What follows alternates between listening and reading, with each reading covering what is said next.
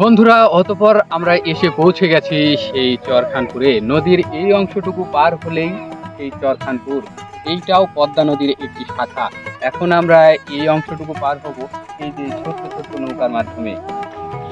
চর থেকে এই ছোট বাচ্চারা খড় কেটে নিয়ে আসছেন তাদের গবাদি পশুদেরকে খাওয়ানোর জন্য। আচ্ছা, এই খড়গুলা তোমরা কি কাজে ব্যবহার করবা? গরু খাওয়ানোর জন্য। এগুলো শুকায় যায়নি? শুকনা হয়ে যায়নি? এগুলা খায় না? কয়টা গরু আছে তোমাদের? দুইটা। আমাদের গন্তব্যে পৌঁছানোর জন্য আমরা এই খড় বহনকারী নৌকাতেই উঠে পড়লাম।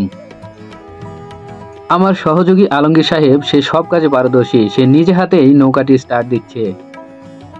অতঃপর আমরা আবার চলতে শুরু করলাম এই ছোট্ট পদ্মার শাখাটির বুক চিরে।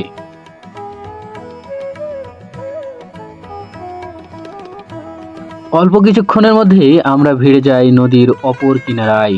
উঁচু নিচু পথ বেয়ে আমরা উঠে চলেছি ওপরের দিকে, কারণ ওই উপরে আমাদের জন্য অপেক্ষা করছেন আজিজুল আঙ্কেল। গ্রামের মধ্যে প্রবেশ করতেই আমরা দেখতে পাই একটি মহিলার ধান শুকানোর দৃশ্য। বন্ধুরা, আমরা চলে এসেছি ওই যে ওই দেখেন, ওইটা আজিজুল চাচার বাড়ি। আজিজুল চাচার বাড়ি দেখা যাচ্ছে। তো আসেন। কাছে পেয়েই ওনাকে বুকের সাথে জড়িয়ে নিয়ে আলিঙ্গন করলাম, কারণ ওনার এই মায়া ভরা মুখটা দেখার জন্যই তো বারবার ছুটে আসি ওনার কাছে। উনি আমাদের জন্য আগে থেকেই খাবার দাবারের ব্যবস্থা করে রেখেছিলেন, যার জন্য আমাদেরকে কোনো সময় না দিয়েই সরাসরি নিয়ে গিয়ে বসালেন আমাদেরকে খাওয়ানোর জন্য। আমার বাড়ির সরে আমি খুব পরে। হ্যাঁ বন্ধুরা, আপনারা দেখতেই পাচ্ছেন আমাদের খাওয়া দাওয়ার পর্ব শুরু হয়ে গেছে। কোনটা আর কোনটা বল? সব আমাকে চিনে না। আপনাকে চিনে দেবো।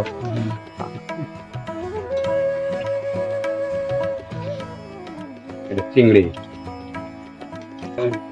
আমাদের আজিজুল ভাই নিজে ভাবির রান্না উনি নিজ হাতে খাওয়াচ্ছে ভাই। হ্যাঁ, তো খানপুরে এসে একটা ইতিহাস হলো, জীবনে মনে থাকবে। উনাকে কবে খাওয়াতে পারবো জানি না ভাবিকে, তবে এই যে আজকে সকালে জানি না যে এখানে খাবো, জানতাম না, খুব ভালো লাগলো। আমরা দুই দলে এসে একখানে হয়ে গেছি। না না খাবো। এটা মানে কিভাবে সম্ভব, এটা আমি পুরাই মানে স্বপ্নের মধ্যে আছি, ঘোরের মধ্যে আছি। সবাই দেখতে থাকুন আমরা কি খাচ্ছি। নদীর মাছ, এক অমূল্য একটা জিনিস খাচ্ছি আমরা, নদীর মাছ। ভাই নিজ হাতে মেরে নিয়ে এসছি সকালে। সবচেয়ে বড় কথা হচ্ছে আমরা এখানে আসলে বারবার একটা জিনিসের প্রমাণ পাই, সেটা হচ্ছে আমাদের আজিজুল আঙ্কেল কত বড় মনের মানুষ। কত বড় মনের মানুষ হলে যে কোনো মানুষকে এইভাবে এত সুন্দর করে আপ্যায়ন করানো যায়। আপনি যেখান থেকে আসেন, যে অবস্থায় আসেন, যে মুহূর্তে আসেন, ওনার কাছে আসলে আপনি এত সুন্দর একটা আতিথেয়তা পাবেন যেটা আপনাকে মুগ্ধ করতে বাধ্য করবে। যখন আল্লাহর হুকুম হয়ে যায় তখন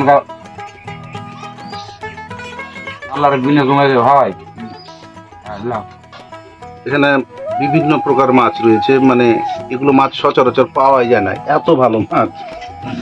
আর মাছ, দামি মাছ। আর মাছ আছে, ফাঁসা আছে, আপনার ওই বাঁচা আছে, ভাইড, ফাঁসা, বাচা ইত্যাদি, বাঘাড় আছে, বাঘাড় আছে, বিভিন্ন রকম অসাধারণ। এবং এখানকার চরেরই ট্যাংরা আছে, চাউলও বোধহয় চরের ধানের চাউল। হ্যাঁ 28 তো এই জন্য খুবই ভালো লাগছে, আলহামদুলিল্লাহ।